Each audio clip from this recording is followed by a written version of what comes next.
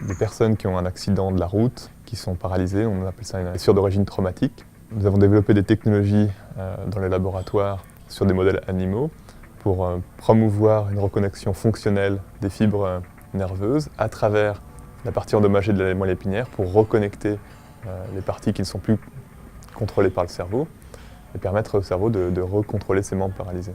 L'idée est donc de transférer ce savoir développé sur les animaux pour une intervention applicable sur l'homme. Il nous faut avant tout faire une preuve de concept sur l'homme, donc avec des technologies existantes, d'établir la démonstration que notre approche sur l'homme permet d'améliorer la condition de réhabilitation des patients.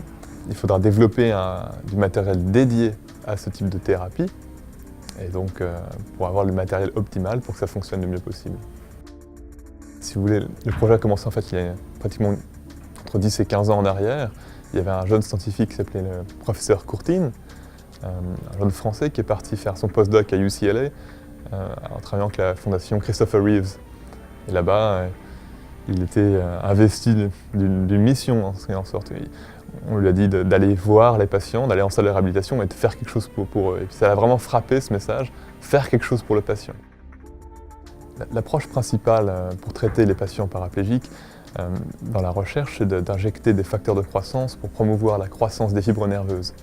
Mais jusqu'à présent, il n'y a aucune rémission qui n'a été observée, car si les fibres repoussent, elles ne se reconnectent pas au bon endroit. Ici, le professeur Courtine a fait un changement de paradigme dans l'entraînement, en fait, en combinant à la fois des stimulations électriques, de la pharmacologie et une réhabilitation robotique pour favoriser cette reconnexion fonctionnelle. Le but final, c'est de aider des gens qui sont paralysés à remarcher.